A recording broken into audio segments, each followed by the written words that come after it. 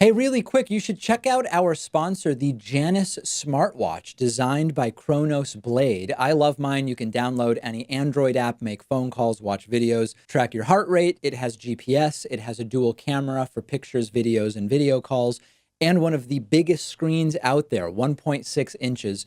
Check it out using the link right below. I don't know where Donald Trump's impeachment will ultimately end, other than to say, as I've said before, it's really unlikely that impeachment is going to actually force Donald Trump out of the White House through an impeachment conviction. I don't see that as even remotely likely. But the possibility of an impeachment inquiry and proceedings in the House is increasing every day. And it actually could be damaging enough to Donald Trump to help remove him in 2020. Every single day since the testimony of former special prosecutor Robert Mueller last week, we have seen more and more Democrats say, I support an impeachment inquiry and I support it now. By the latest count, 105 Democrats in the House of Representatives support starting an impeachment inquiry of Donald Trump. Now, as a reminder, an impeachment inquiry is only step one. In order to remove a president via impeachment, you need an impeachment inquiry, which leads to formalizing the impeachment proceedings. Then you have an investigation and a trial, after which the Senate has to vote to convict with a 2/3 majority. So we're very, very far from that. It is extraordinarily unlikely we are going to get to that. But we may well get, and we could even argue that Jerry Nadler has already de facto started an impeachment inquiry. Let's look at some examples of Democrats who are now saying they're in favor of this. One example is Congressman Denny Heck, who said on Twitter, quote, after considerable reflection and prayerful consideration, don't know why you need to pray to God to figure this one out, it's pretty clear, I have decided to support a formal impeachment inquiry. Another example, Congresswoman Kim Schreier, who said, the people of the 8th District of Washington elected me to protect their health care and our environment. Those will always remain my focus while I have the privilege of serving them in Congress. They also elected me to uphold the Constitution. So I am formally calling for an impeachment inquiry. This is now a de facto miniature get out the vote campaign within Democrats in the House of Representatives, because the number right now is 105 Democrats want an impeachment inquiry informally. They haven't signed on to anything, but they have said, this is what we want. There are 435 seats in the House of Representatives. Half is 217 plus one.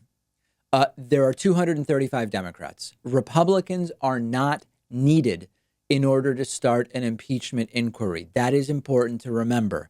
Here is Judiciary Committee Chairman Jerry Nadler admitting that there are currently impeachment resolutions before the committee that are being considered, meaning this is very close to getting going. So how much of this debate over whether or not the House is pursuing impeachment is a semantic debate? You have an impeachment inquiry going, don't you? We are examining, I'll just repeat what we have said in our court filings.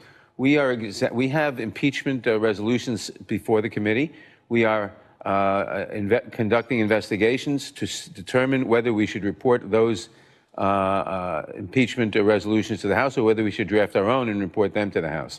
We are considering those resolutions, and we will make a determination after we get more evidence as to the president's crimes that we had from the Mueller report, but also as to other things, as to his violations of the Emoluments Clause. Importantly, even Nancy Pelosi has sort of changed her tune about impeachment, if not her substantive position. She now says that the House would decide whether to begin impeachment proceedings, quote, when we have a best, strongest possible case, suggesting that maybe she's understanding that there could be a strategic timing element to this entire thing. Yet she is still saying that the time for the impeachment inquiry is not right now, which 105 other Democrats are saying is the case. But she has started to shift her language around as well. So understand that any day with relatively little notice, we might learn that the House has launched an impeachment inquiry. And if you thought that Donald Trump's behavior has been erratic the last 2.5 years, you ain't seen nothing yet. Just wait until Donald Trump's behavior explodes, if indeed this gets going. Now, it's important to understand, I've said it before and I'll say it again, impeachment is not without risk. There's the facts of the situation, and there are the political considerations, as I've said before. The facts more than support an impeachment inquiry, in particular Donald Trump's endless obstructive acts to which Robert Mueller testified last week, Donald Trump's violations of the Emoluments Clause.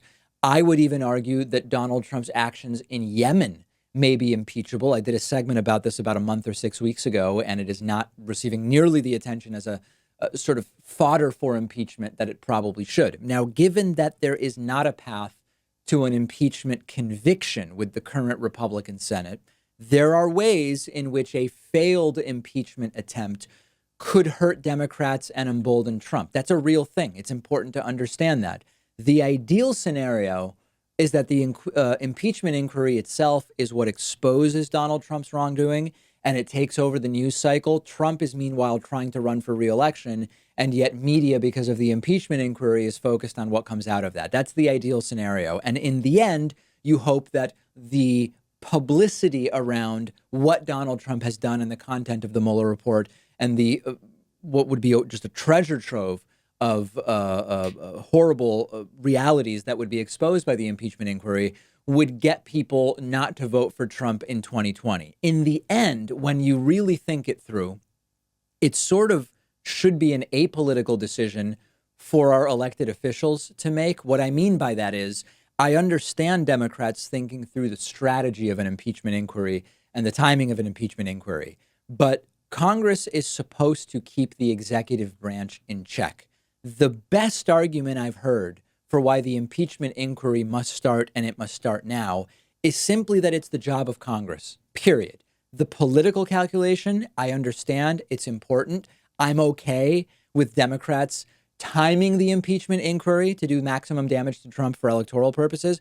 But in the end, the best argument for why this impeachment inquiry should get going is that it is the duty of Congress, period, and that all political considerations should become secondary or even irrelevant to that decision. I know that it's not practical in this highly politicized and partisan world in which we live, but it is the job of Congress to do this. 105 Democrats now say it's time to get it going.